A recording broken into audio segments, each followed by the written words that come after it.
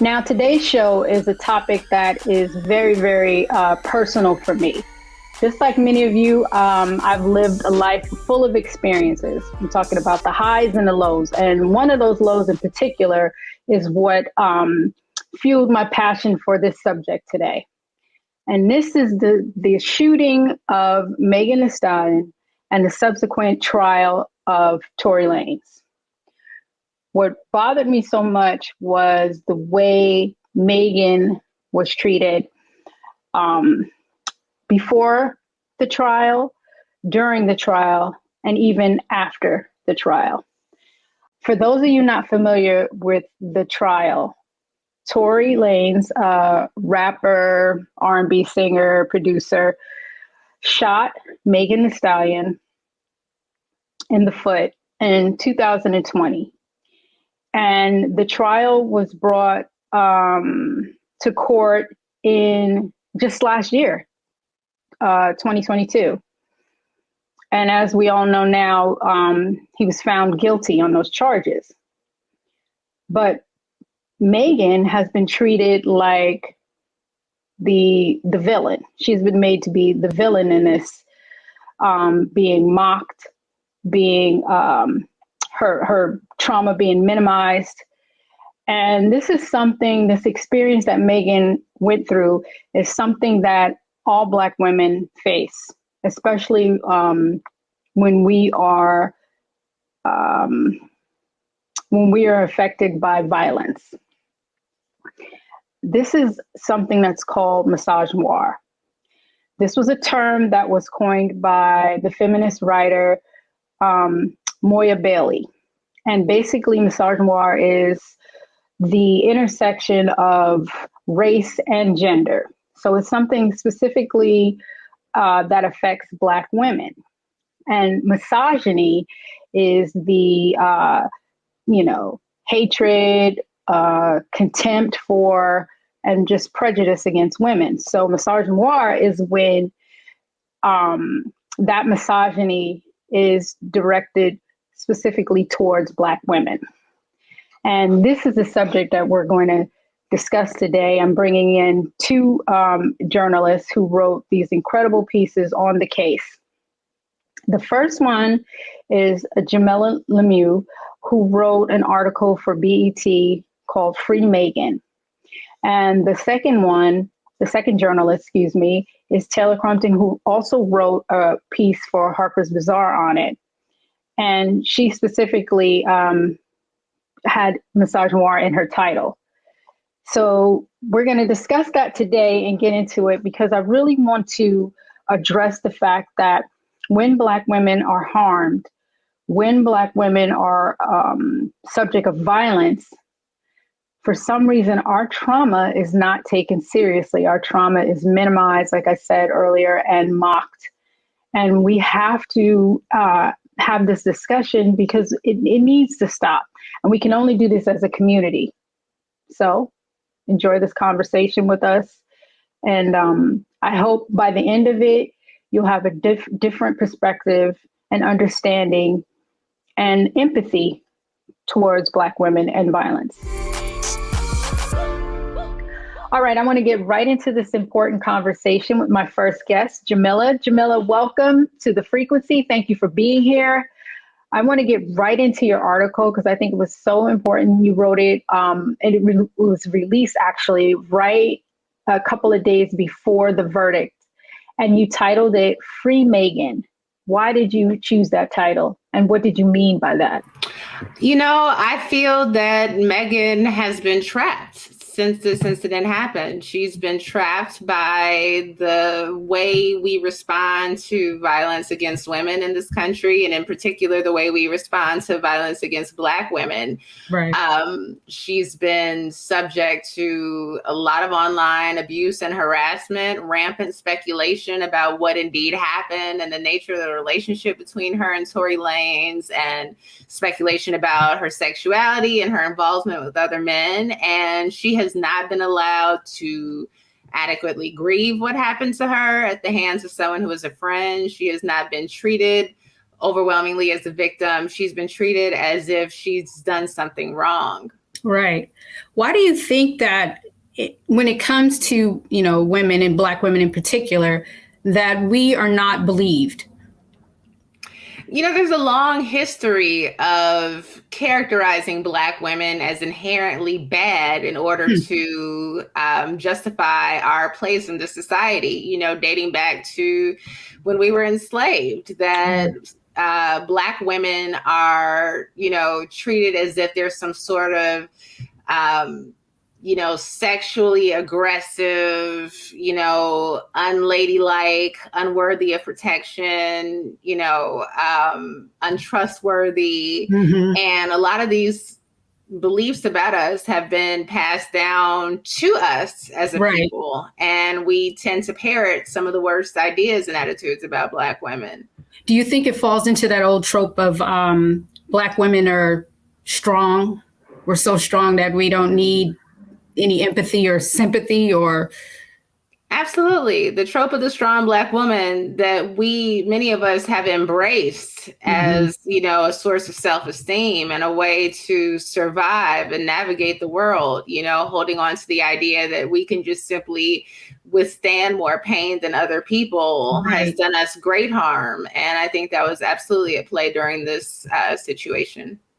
Yeah, it got to the point where she first put out a tweet about it's not a joke, because there were memes and jokes and so many people came forward and made fun of it. I mean, celebrities, just regular online people, a lot of harassment.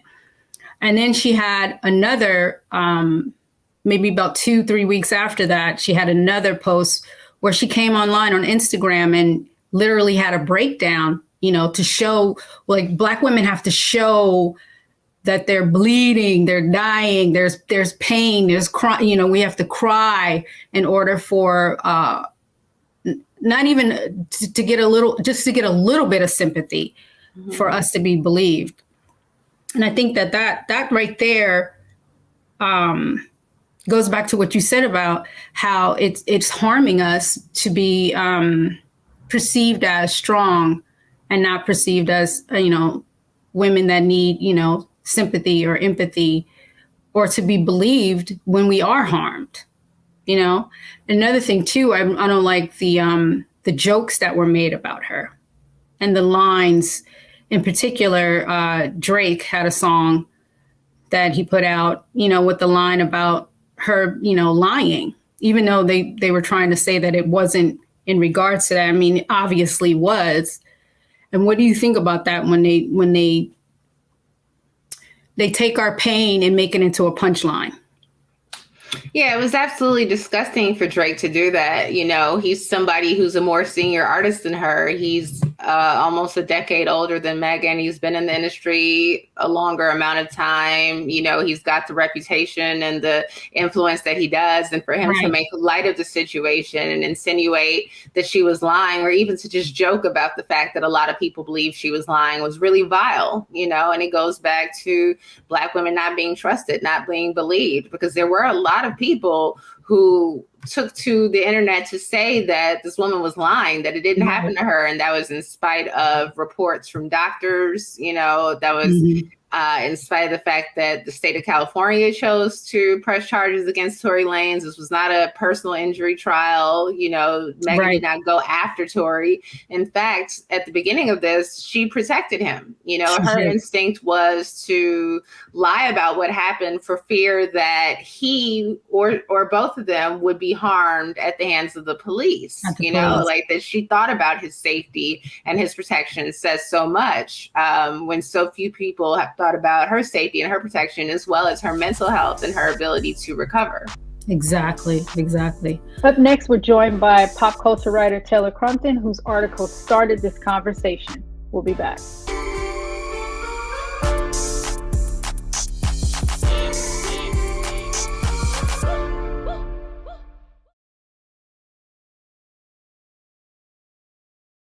Black Star Network is here. Oh, no punch! I'm real revolutionary right now. Thank you for being the voice of Black America. All momentum we have now We have to keep this going. The video looks phenomenal. See, there's a difference between Black Star Network and Black-owned media and something like CNN. You can't be Black-owned media and be scared. It's time to be smart. Bring your eyeballs home. You dig?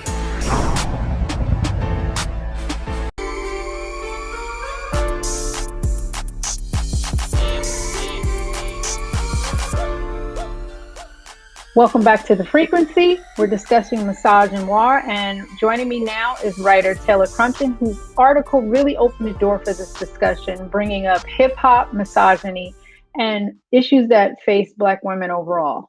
Welcome, Taylor. How are you?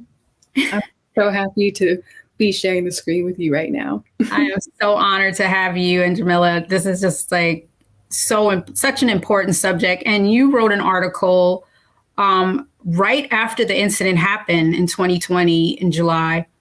And I thought it was, important to have your voice on. So the title of the article, Women in Hip Hop Cannot Thrive While Misogynoir Exists. And then you put in a byline, like, the jokes about Megan Thee Stallion's traumatic shooting sheds the light on the bigger issue of misogynoir and in hip hop, and it must be eradicated. That right there.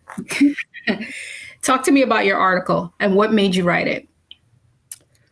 When I first heard of Megan Thee Stallion's incident, my mind immediately went to the 2009 assault of Rihanna at the hands of Chris Brown. Right. Around that time, I was a teenager. I believe Facebook was the still most popular social media platforms.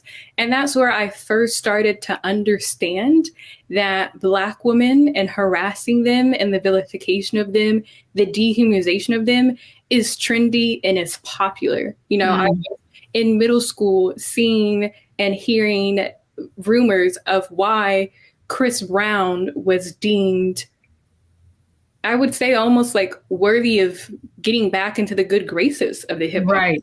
I famously remember him performing Michael Jackson at the BET Awards and Taraji P. Henson getting up and crying and almost welcoming him back to the fold. I remember that. In some change later, I have yet to see this big cultural response, especially from hip hop. I've yet to see a BET Hip Hop Awards, a VH1 Hip Hop Awards, or a show like that kind create space for Megan, for her to feel welcome, for her to, be given the grace and compassion to be a survivor. What we have seen since she first came forward and said, hey, this happened to me. I was scared. I was afraid, has been spaces like Rolling Loud and Bright Lanes. Yeah, that's exactly why I wanted you on. The misinformation that was going around with the different blogs. What do you think that could have combat that besides your voice, besides real journalists writing about it? When these rumors came from blogs, from online personalities, and even some outlets that specialize in hip hop media, the people who were combating these rumors were Black women, because we will always show up for ourselves, and the hotties, Megan Thee Stallion's fan base, because I believe Black women, we all have this cultural experience of not being believed, of not being heard, of being vilified, of being dehumanized, and being disbelieved. But the Megan Thee Stallion case was interesting because we also saw an increase of Black women personalities being on the side of lanes, right? We all saw this, I don't want to say emergence, but this presence of internalized misogynoir coming out in Black women personalities, Black women musicians that were making fun and joking of Megan's assault. I think famously, when the incident first occurred, Drea Mitchell was on a podcast and confirmed Megan Thee Stallion's assault at the hands of Tory Lanez to the interpersonal violence between Whitney Houston and Bobby Brown and said, I want that type of love. You know, very recently, there was a TikTok video that went viral reenacting the scene from What's Love Got to Do with It when Tina is escaping abuse from Ike. Like these pop culture moments are trendy and are profitable. And it's something that we all know. But what it just reinforces is whether you have been shot in the foot, whether you have been physically assaulted, it's funny and it's going to make money and it's going to be profitable. So I feel that the people who came forward and had their voices were heard knew that that wasn't going to be trendy, knew that that was also going to open them up to subject and attack and critique, but would rather stand in solidarity and show that Black women are deserving of grace and compassion rather than make money making fun of Meg and already just weighing so heavily on this Black woman who was 25 at the time. She lost her mother. She had recently lost her grandmother. So even before these unfounded rumors of, you know, it was a lover's quarrel, people were saying that Megan had sacrificed her mother, her last living parent, for fame and success. So she was already subjugated to lodge a misogynoir and false rumors online about the loss of her parent. Then this gets amplified. Right now she has the Langsing. And I think the one thing that stood out to me the most is regardless of how profitable she is to companies, to men in hip hop, that sadistic nature of misogynoir will always underroot a Black woman's accomplishments, no matter what they do. Because as I said in my piece, until it is eradicated, until misogynoir is abolished, conditions and situations like this will continue to happen in the culture. And that's just civil negligence. Like that is a failure. How do you think we can eradicate it? I mean, how do we abolish misogyny in our culture? Right? Exactly. War is just an offset. It's the intersection of racism and sexism.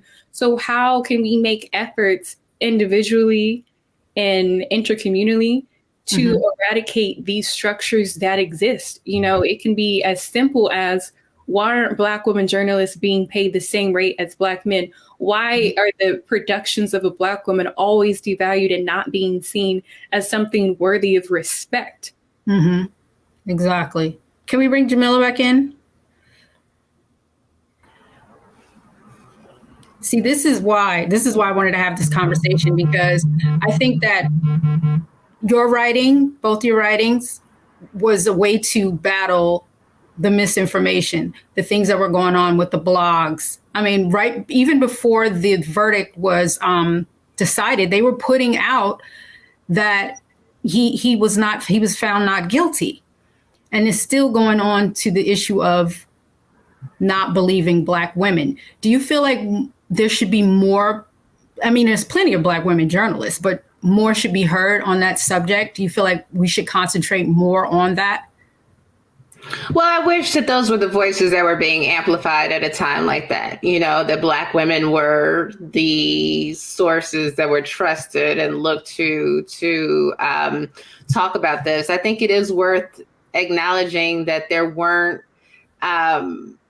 Black women representing large media outlets present for the trial. You know, that the few reporters that were in the courtroom that were talking to an audience on a regular basis about what was taking place during the trial, that a number of those Black folks that were there were bloggers, and some of them were bloggers who had an interest in defending or supporting Tory Lanez, you know, and spreading misinformation. I think the misinformation is a tremendous part of this, you know, regardless of the source, because as you said earlier, a lot of Black women are carrying around internalized misogynoir. So they're incapable of defending Megan because they are incapable of seeing her as a victim. I do wish that Black women's voices had been heard, you know, louder during this case. But I will say, you know, there was Taylor's article, there was my article, you know, I know Ivy Ani wrote about it, a number of Black women. I'm looking at the girl's book now, Shanita Hubbard, Yes. a lot of Black women writers did speak up and out on behalf of Megan. And a lot of us were essentially saying the same things, which we're saying every time a Black woman is harmed publicly, that we're not believed, we're not trusted, we're deserving of sympathy. We're constantly left to plead for our humanity. Right. Do you think that it would have made a difference if more Black men spoke up, more Black men, male journalists, do you think? I wish, regardless of whether they were journalists or celebrities, what was largely absent here were Black men, visible Black men speaking up on behalf of Megan, simply acknowledging that she had been shot, full stop. Right. That was the biggest thing that mattered here. That was what was most important, that this woman had been shot. Mm-hmm. And, according to people who witnessed it happen, Tory did it. Right. I think Bun B was the only one that stood up. He was one of the few. Maxo Cream as well stood up for Megan Thee Stallion, which I think is indicative since, you have a Houston hip hop legend. And then you have Maxo, who also was in the same, I would say, like cohort of class of Megan, of racial talents kind of like crossing over. And I thought it was fairly interesting how very shortly after the incident, those two took to social media, Bun B kind of almost acting as like a surrogate father or a father figure, saying like, Megan is from Houston. This is our girl. We will defend her. And Maxo also taking approach almost like a brother and sharing his own incident where Lanez, I guess, attempted to jump into like his car at a Jamaican restaurant in LA, which didn't go over well. And Cream was one to kind of name the gender nuances of this, where he was like, you would never do that to me, but you felt comfortable doing that to a woman. Right. Which is indicative, because even the way Lane's case with August Alsina, even Lane's case with, I believe, a member of a Love and Hip Hop franchise, there is a history and a repeated pattern of violence, yet that history was never called into question. There was no research being done on, is this an isolated incident or is this a pattern? Because in the court of public opinion, he was the one that needed to be protected. He was the one that needed to be centered. Right. And Black men, whether they did it subconsciously or consciously, gathered around him. I remember when LeBron James was in his car blasting Tory Lanez and people said, you have a daughter. Right. What does this mean? And I think that was the distinction, whether you came from a Black woman, whether you have Black women in your life, sisters, aunts, mentors. The sadistic thing about misogynoir is that it was so rampantly at play in the culture and in celebrity that I feel like it was such an abundance that the Black woman voices that were coming out, that were writing, that were advocating, reporting, always seemed to be systematically ignored and silenced. And the question, I think Jamilah brought it up about Black reporters and the people who were on the scene.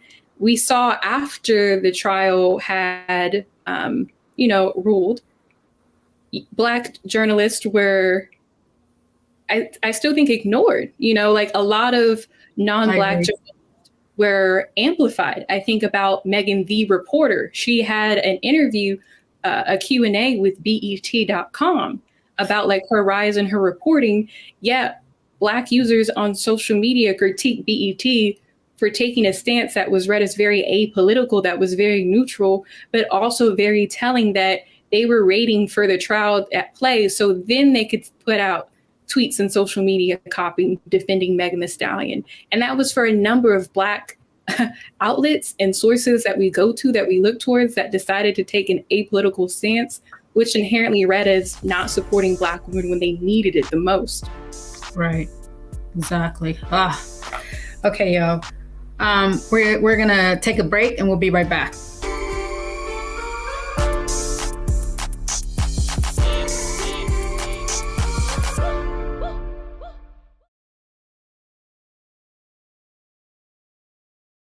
We talk about blackness and what happens in black culture, we're about covering these things that matter to us, speaking to our issues and concerns. This is a genuine people-powered movement. There's a lot of stuff that we're not getting. You get it, and you spread the word. We wish to plead our own cause.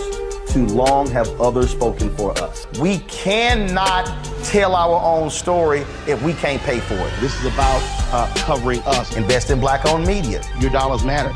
We don't have to keep asking them to cover our stuff. So please support us in what we do, folks. We want to hit 2,000 people, $50 this month, raise $100,000. We're behind 100,000, so we want to hit that. Y'all money makes this possible. Checks and money orders go to P.O. Box 57196, Washington, D.C. 20037-0196. The Cash App is $RM Unfiltered. PayPal is R Martin Unfiltered. Venmo is RM Unfiltered. Zelle is Roland at RolandSMartin.com.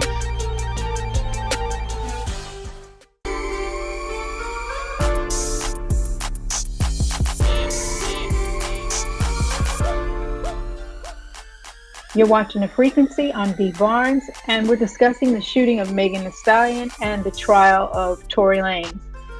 Joining us once again is Jamilah. Jamilah, why did you feel someone needed to speak up for Megan? You know, I was invited to write the article, and I had a lot of feelings about the case, so I was happy to do it. You know, I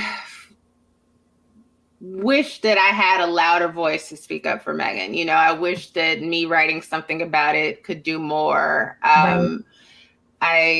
You know, again, there's been this sustained chorus of Black women voices from the beginning standing with Megan, but there are, you know, few people, it seems, that are willing to hear us. So if nothing else, if I can provide confirmation for other Black women that you're not crazy, that you're not wrong, that what you're seeing is real, what you're experiencing is real, and that we deserve better.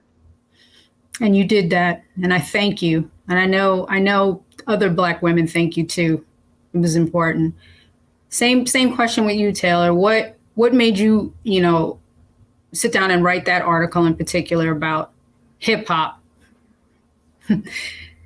Not that I don't understand personally, but please elaborate on that.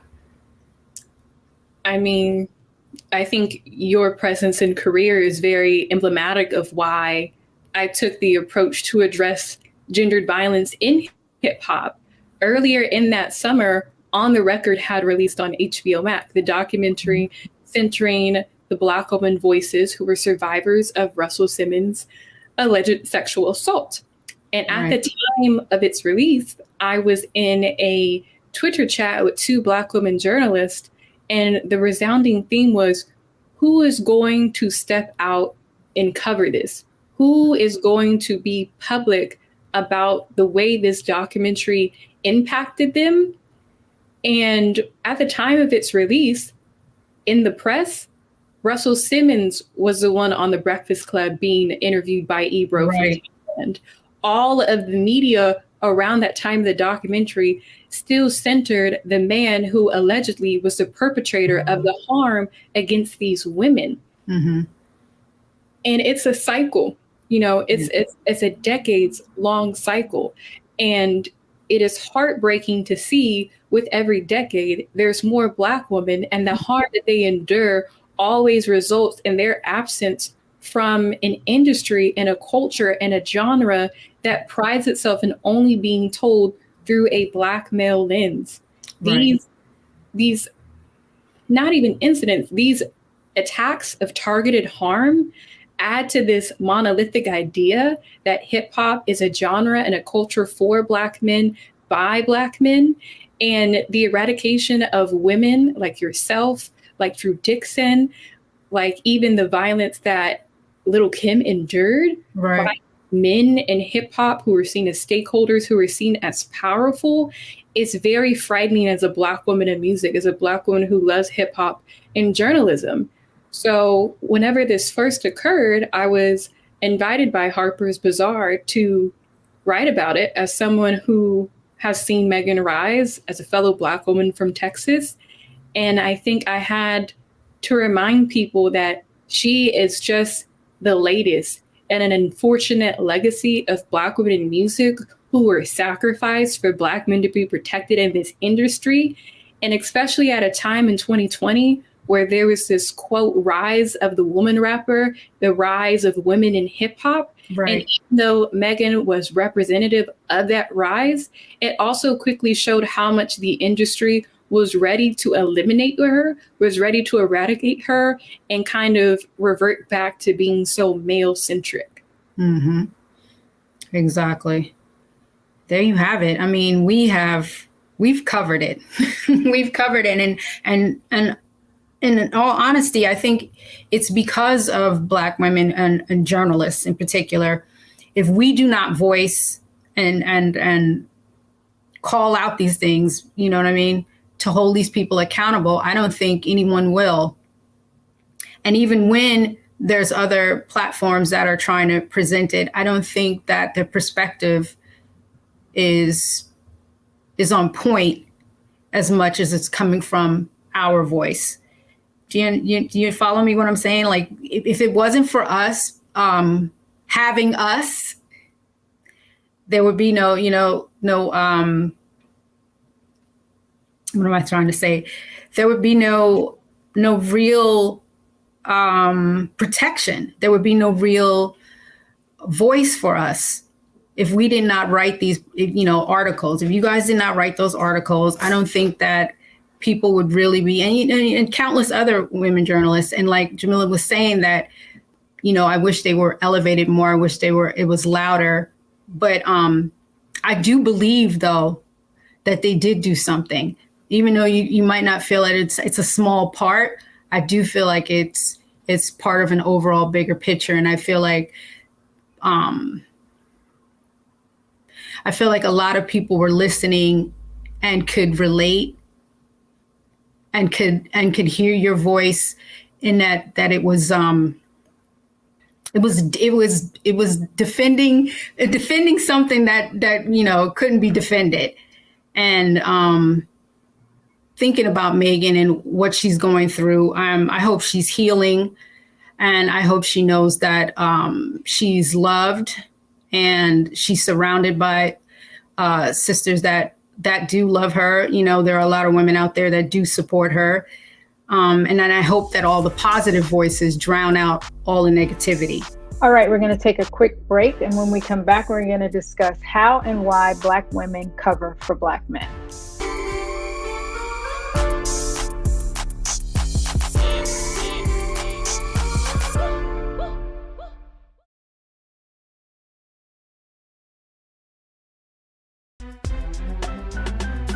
I'm Faraji Muhammad, live from LA. And this is The Culture. The Culture is a two-way conversation. You and me. We talk about the stories, politics, the good, the bad, and the downright ugly. So join our community every day at 3 p.m. Eastern and let your voice be heard. Hey, we're all in this together. So let's talk about it and see what kind of trouble we can get into. It's The Culture, weekdays at 3, only on the Black Star Network.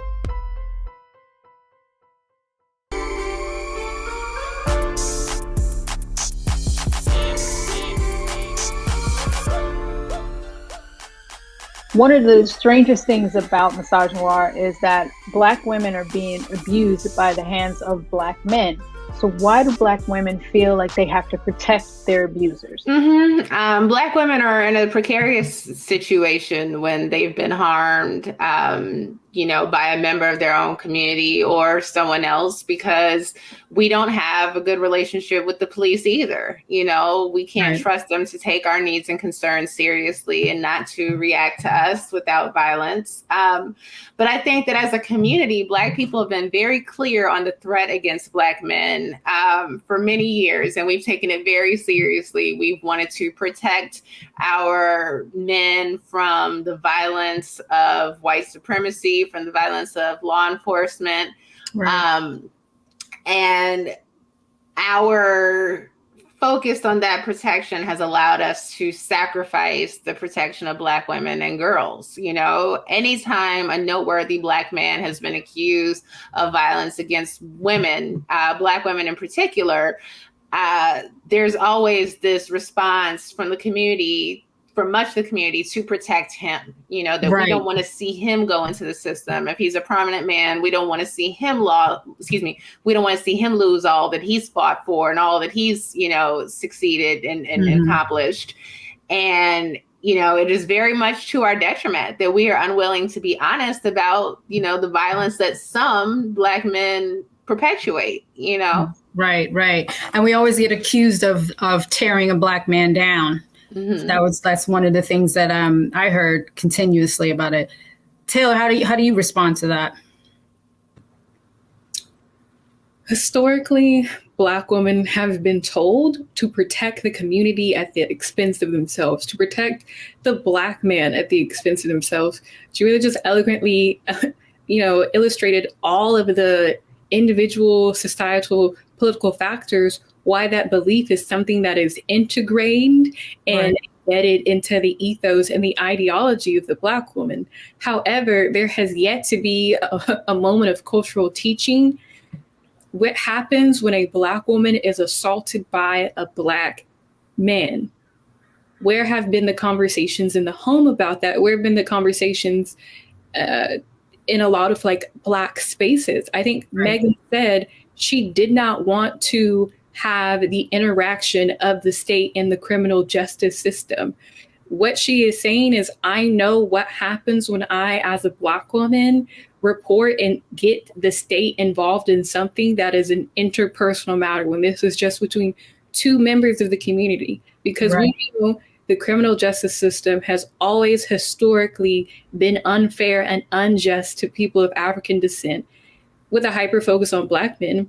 We also know that when a survivor of gun violence, when a survivor of domestic violence goes to the courts and the legal system, they are never centered. The ruling, even though it gave validity to Megan's claims, does not stop the continued harassment and violence that she will endure from members of her own community.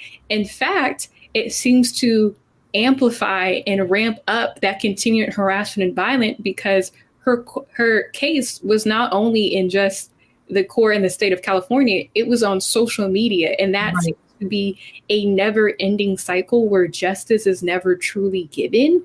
So we are in this moment of pop culture where these things are going to be archived and documented, how we're failing Black women. And as I said in my article, it is not the responsibility of Megan and her peers to do the work. Inherently, it's not the labor and responsibility of Black women journalists, of editors, of Black women with these platforms. That responsibility is on men to really internalize and interrogate and work through and process and do the labor of work of eradicating misogynoir in themselves and their communities and their stakeholders. Why was Tory Lanez so valuable and worth defending at the expense of Megan? Why did DaBaby release songs about Meg Thee Stallion and sleeping with her? Why is it okay for rappers to make music videos where a stallion's leg is being cut off? Like, when is enough enough? When are their peers going to step in? And what we've continually to see is that because they do not deem it a problem, that interaction, that intervention is not going to come. They don't deem it as their problem. It's their problem. Black women did not create misogynoir. Women did not create misogyny. Those are structural forces of the patriarchy. That is their responsibility and labor to do. We should be able to just take care of ourselves. Like, Black women deserve care and Black women deserve grace. It is not Megan's responsibility to call out every rapper that makes a line about her. Right.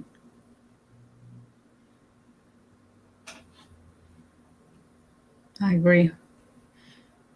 And I think, you know, it's been years since my incident, and I still see no structural change. I still see not a lot of men stepping up publicly and saying what needs to be said.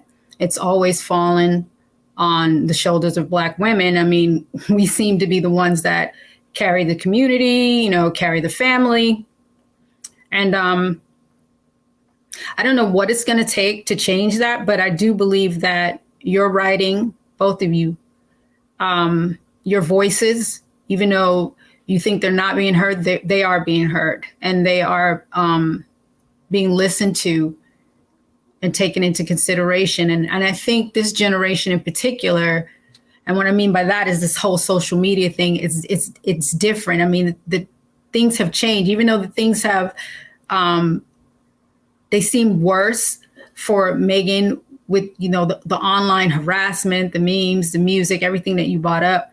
I think that fighting that with these articles and with platforms like this to speak up about it and holding them accountable is going to continue to help push that change, and we do need more men to speak up about it. I mean, they're fathers, they have mothers, there's sisters, they have sisters and cousins and aunts and grandmothers. And it is mind-boggling to me that they don't speak up enough, and honestly, Tory, I don't feel like he was even thought of in that way or elevated in that way until he harmed this Black woman. And all of a sudden it became like he, we have to rally around him, and they didn't rally around Megan.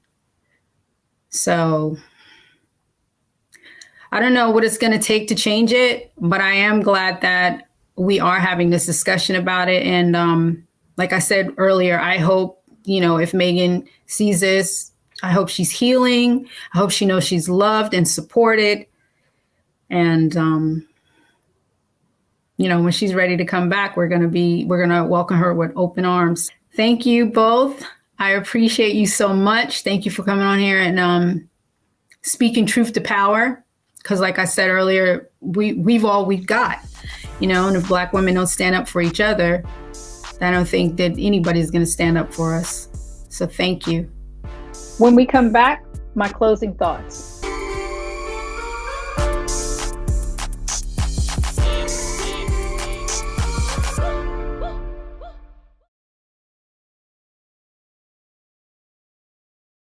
Don't you think it's time to get wealthy? I'm Deborah Owens, America's Wealth Coach, and my new show on the Black Star Network focuses on the things your financial advisor or bank isn't telling you. So watch Get Wealthy on the Black Star Network.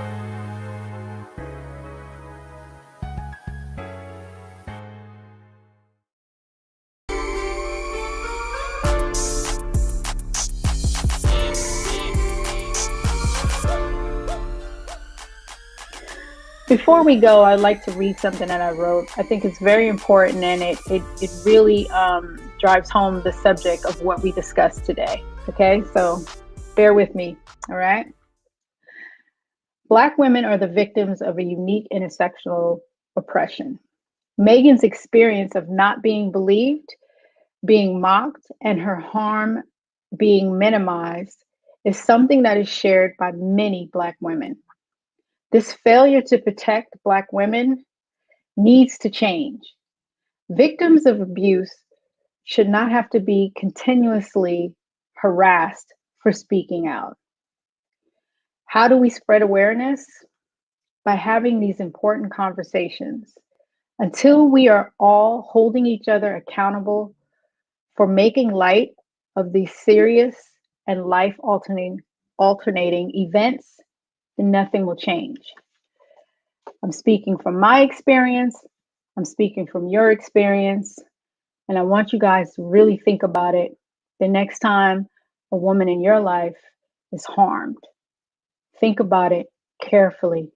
I want you to really, really have empathy for what they're going through, and try to show support. Believe women, believe Black women. Thank you for tuning into The Frequency right here on the Black Star Network. I'll catch you next time. We out.